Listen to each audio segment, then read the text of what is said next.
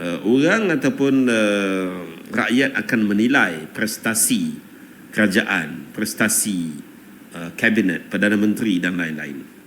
Maka kerajaan perpaduan yang ditubuhkan pada November 2022 yang berumur lebih kurang 13-14 bulan ini sudah tentu akan dinilai oleh rakyat. Rakyat ingin membandingkan ataupun akan membandingkan kerajaan ini dengan kerajaan yang terdahulu dari segi perkhidmatan, servisnya kepada rakyat.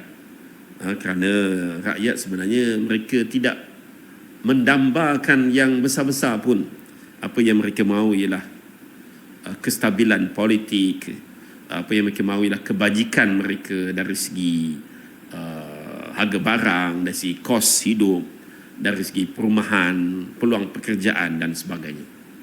Oleh kerana itulah saya yakin bahawa rakyat sudah pun mempunyai keputusan sendiri sama ada mereka berpuas hati ataupun tidak berpuas hati dengan kerajaan perpaduan pimpinan Datuk Seri Anwar ini.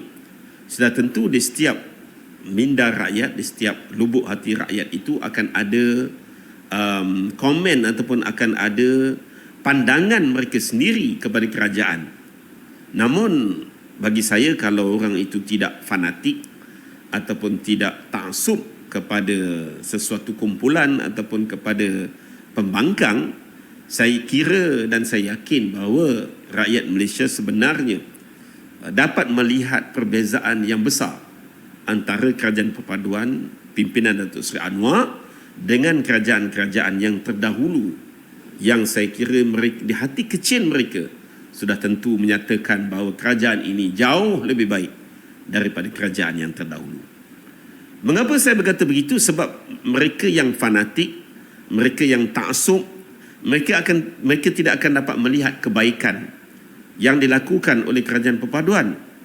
Sebab itu kita dengar dari mulut pemimpin-pemimpin, ini bukan daripada mulut pengikut ataupun netizen, daripada mulut pemimpin-pemimpin pembangkang itu sendiri ketika mereka berceramah ke, ketika mereka berkempen ke, apa yang mereka tak kata kepada Datuk Seri Anwar?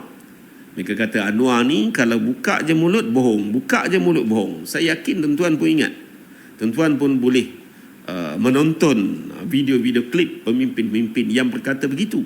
Itu bukan pemimpin yang kecil anak, tuan-tuan. Pemimpin yang bertaraf menteri besar, pemimpin yang bertaraf ulama, yang menyatakan Anwar ni kalau buka mulut je bohong, kalau buka mulut je bohong.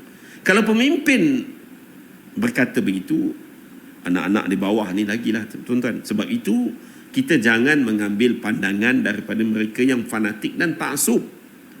Tetapi kalau kita ingin mengambil pandangan tentang performance kerajaan perpaduan Seri Anwar ini, maka kita perlu mengambil pandangan rakyat yang tidak ada kepentingan, rakyat yang kita boleh katakan atas pagar, mereka yang mungkin tidak berpolitik, tidak aktif berpolitik, tidak menjadi ahli parti politik.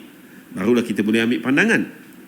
Dan bagi saya, macam saya kata tadi, kalau mereka itu mereka yang tidak taksub dan tidak fanatik, maka di hati kecil mereka akan berkata bahawa kerajaan perpaduan ini jauh lebih baik daripada kerajaan yang terdahulu.